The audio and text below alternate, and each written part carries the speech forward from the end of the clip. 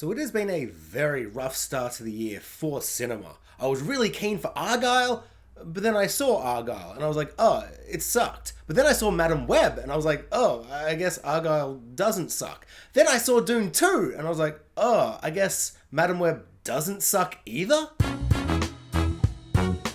It really sucks. Because Dune 2 it's good. Of course it's good, of course it's the best thing ever. Honestly, I am overwhelmed by the spectrum of quality of cinema in the last couple of weeks. It's like Hollywood, or maybe the universe itself, is trying to remind us, the people, that you can't have everything, you know? There's a give and take for life itself. Yin and yang and all that. You can't have life without death. Joy without pain. Perfect cinematic masterpieces without a Madam Web. It's humbled me, if anything, to really understand, like, what cinema and life really is. For every Madam Web we get a DUNE Part Two, and it's worth it. So Denis V has always been a very, very, very good director. Enemies, Prisoners, Sicario, other films that I've seen that I can't remember right now. He has always made very good films. Harrowing, horrifying films, but he's always been a fantastic director. But when he made Blade Runner 2049, I was like, oh, this is one of the most unique, visually spectacular films I've ever seen.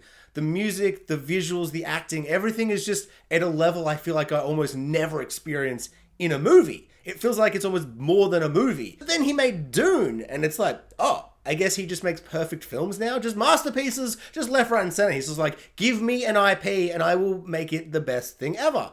And, of course, same, but different, Dune 2 is spectacular. It's perfect. Everything was so overwhelmingly spectacular. Denis V is a master of his craft, but not only that, it feels like in these last couple of films, he has found a way to grab the perfect people around him to do what they do in the best way possible. Like the cinematography in this Dune and Blade Runner are just next level. Like every single shot in Dune 2 is a painting. Every single shot is awe-inspiring. It's a spectacle. It's like gorgeous visually. At times he makes the desert feel wonderful and awe-inspiring and breathtaking, but you never kind of lose that kind of terror and horror of this endless desert that these people are stuck in, and this horrifying world with no water or trees. He just makes this film feel so alive and real. And the visuals are very good, and the acting is spectacular, and the direction is perfect. But for me, the thing that really makes Dune, and it was the same as the first film, Dune feel like Dune, or like what it is now, is the score. Hans Zimmer, we all know, is one of the best, composers ever. I was gonna say ever made, but I guess he was made from his parents. He's a composer that was born that is good is him. Hans Zimmer is obviously one of the best composers of all time, but I feel like this is his magnum opus. This is his best score by far. I felt it in Dune 1, but just getting another film, I never saw Dune 1 in cinemas because of COVID and whatever, but like to see this film in IMAX, just the score, just like inside your body, inside your soul. It is so unique and different, and it feels like it just is this world. And there are so many moments in this film that I feel like are elevated beyond being a very good scene, a big, powerful, emotional moment, or like a really good visual shot. Some people are doing the acting all good and stuff, but the score is what really kind of, for me, pushes it over the line from being a very, very good film to being one of the best films ever made. I'm not really like a music guy in terms of understanding like why it works and like what he's kind of utilizing to make the score sound like that. I feel like in some films I'm like, oh, I like how it was 80s techno, or oh, I like in Lord of the Rings how every different place has a different kind of style of music, or this and that. And Game of Thrones, we've got strings and things where I can relate to. What I love about the Dune soundtrack is kind of the opposite, where I'm like, sometimes I'm like, what am I even hearing? What did he use to make that sound? Did he create instruments? It's probably all just on the computer, I suppose. Or is he above that? I don't know. Maybe he's like one of those old school guys who's like, no, I made 10 people craft this horn to make this sound, or he just clicked a button on a keyboard. I don't know, but that's what makes it so exciting. It feels so foreign, so fantastical. It feels from another world, from some kind of Dune planet, maybe. Yeah, I don't know. I feel like this review isn't going to be very clever. It's just going to be like, it's just very good.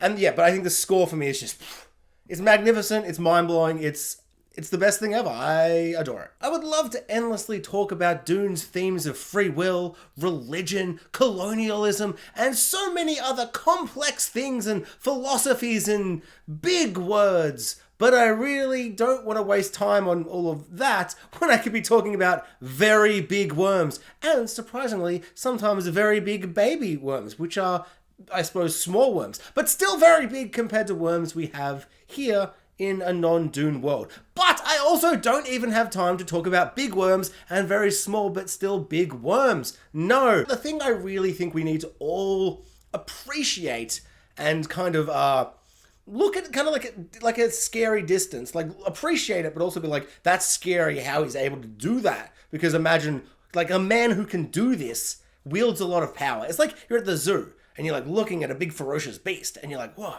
that's magnificent and awesome. But you want to stay your distance, like a tiger. Like, it's magnificent, but kind of scary. Denny V is that guy to me, because he does all the things that he did in Dune to make Dune Dune. But what he does that I don't know if enough people are talking about, or they are, I haven't watched any reviews, to be fair.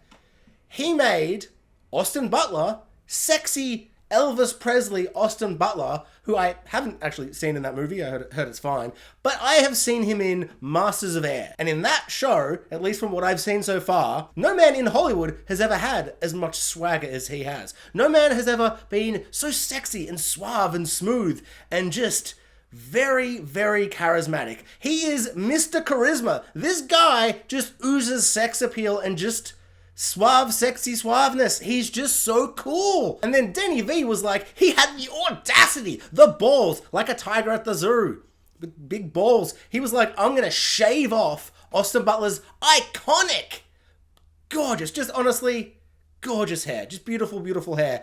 And I am going to make him a gross little freakish sperm boy and just make him horrifying and terrifying. And just, I'm gonna be like, just be the worst guy ever. Just be disgusting and a little weird, bald sperm boy. And it upset me. It upset me, and I thought his performance was the best. He is so good. Like, I was overwhelmed by how good he was. I thought his introduction was just spectacular. There is an extended sequence halfway through the film where we're introduced to his character, and it's set on Harkonnen's homeworld, whatever it's called. I saw this bit in the trailers, like a little brief bit. I was like, oh, there's like a black and white flashback.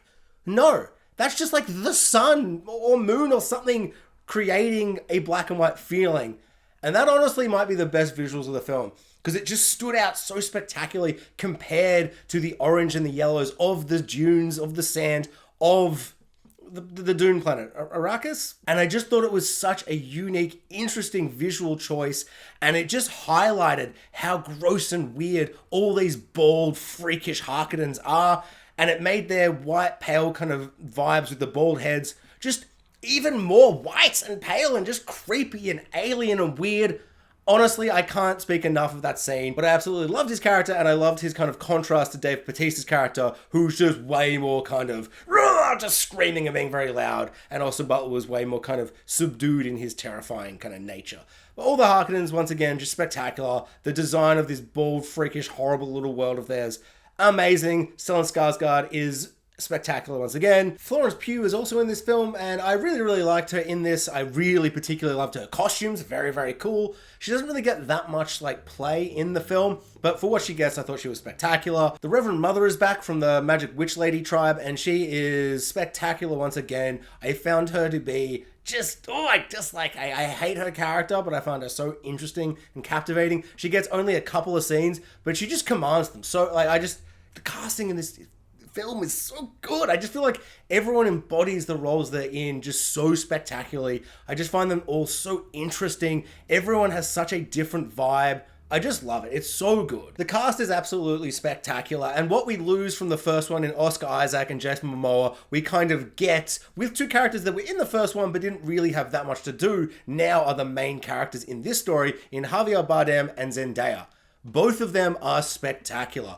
Javier Bardem gets like a lot funnier lines in this. There's like a few surprisingly laugh out loud moments. He's so good in this. I didn't really realize in the first one, or maybe we weren't meant to know, he's kind of like a religious fanatic. And we find out, and what I love about this story as well is finding out so much more about the Fremen and how the two sides of the continent, one side that's more livable and the other one that's far harsher, have very different views on the whole Messiah prophecy and faith and religion and all of that. And he's on one side of it, Zendaya's on the other side, and their kind of contrast and butting of heads throughout the film is a highlight. Zendaya is so good in this. There's a really beautiful kind of like early love story with her and Timothée Chalamet, and then as it twists and turns as the story develops, it goes in places I did not expect, like, whatsoever. I really thought I kind of knew where it was gonna go, and it goes to that place, but how we get there and what happens to get us there, I found shockingly captivating and interesting. And Zendaya and Javier Bardem, absolutely spectacular. But for me, the highlight of this film was Rebecca Ferguson. She's so good. She's so creepy and weird. She the whole film, she's talking to her unborn child, and she's like communicating with this unborn baby in her belly, and she just kind of goes full crazy religious. The Messiah's here, it's my son, and she is awesome, captivating, terrifying, interesting, just really, really great performance where I just felt so unnerved for so much of her performance. Yeah, I just thought she was a real standout. And then of course we got Timothée Chalamet as our main guy, Paul. What can't this guy do? He's Wonka. He's Paul. He's that guy in that film everyone loves where he eats a peach or he doesn't eat a peach. There's some kind of sex thing with a peach in a film. Apparently he's good in that too. What can't this man do? He's so good in this. Like, he is so at times understated and at times completely over the top and intense. He is just so captivating. I love his performance so much. I feel like every single film I see him in, I'm always like, oh, he's like the best part. Like The King, it's a pretty good film. He's so good in it though. But this is probably my favorite performance from him. Once again, haven't seen the Peach film. I'm sure it's great. And maybe it's because he's the main character and he's got all the big story elements and his journey throughout the film where it's like, oh, it's like a bit of a love romance kind of like, I'm having an extended montage as I learn about the Fremen. And it's kind of like this, yeah, like growing and training. It's essentially a love/training montage. Then it turns into like a war film and gets bonkers. And his plot just gets insane.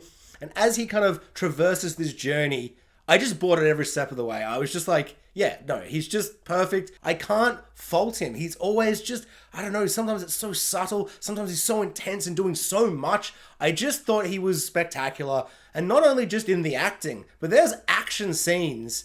And I don't know, it might just be very good stunt work kind of hiding that he's not doing it. But there's one scene in particular towards the end where I'm like, he can fight. Like, not actually fight. I'm sure even I could beat him up, and I can't beat anyone up. But he's a twig. But he looks like he can fake fight in a movie. My one, not like an issue. I think it's like a choice, and it's definitely like the choice he clearly went to make. But the one thing I found to be like kind of underwhelming and a bit like, that's like a weird choice. And I guess it's, I don't know, I feel like everything else is so good that I'm like, it must just be how he is in the books, I guess. Or they've just made a creative decision. But the Emperor, the main bad guy behind the scenes, the Emperor, who we don't see in the first one, is played by Christopher Walken. And I feel like, and I'm not trying to be rude, but it feels like he kind of like just got up out of bed and just standing there. Like, it doesn't look like he even knows what film he's in. It feels like he's not acting, but he's just kind of like awake and standing in the shot that they filmed. And I don't know, I just felt like, I don't know, maybe just because everyone else is like just acting so hard. Like, there's a scene with Timothée Chalamet, Zendaya, and essentially the whole cast, and it's the best scene in the whole movie, and there's so much going on. Everyone is just acting the hell out of the scene, and there's some action and spectacle. Everything is just so good, and then he's just there like, and I'm like, I don't know, I'm not trying to be rude, but it kind of feels like he's so old, he doesn't even understand what's happening. He's just there. They're like, we got to get Christopher Walken because he's the best actor. But I don't think he was really bringing that much. But then I'm also like, is that like a very intentional decision where it's like the Emperor isn't this Star Wars kind of Palpatine Emperor who's all like, unlimited power, and he's all like, cackling in the background. It's just some guy. Some guy who wants to keep his power, but he's just some old guy. And he's just like, I'm just like old, and I'm just like, I've been in power for forever. So at one point he would have been younger, And, you know, like Timothy Chalamet in this, he's like leading the people or whatever, but now he's just some old guy. Actually, you know what? Maybe I do like it, because it was such a distinct choice. Like, when I saw him, I'm like, oh, that's not what I thought the Emperor would be like. He's just like some guy. He's just like some old guy. It's like, ugh, can you fix this? Just do the stuff I said. Ugh. Like, it feels like he wants to go to bed, but also he doesn't want to lose his power, even though he should just go to bed and shut up. Yeah. No, you know what? I changed my mind. Christopher Walken was good. He was okay. And he might be the least interesting character, but I guess that's the point. I don't know. In conclusion, I am now terrified to watch anything else, because I'll be like, it's good. It's no Dune 2.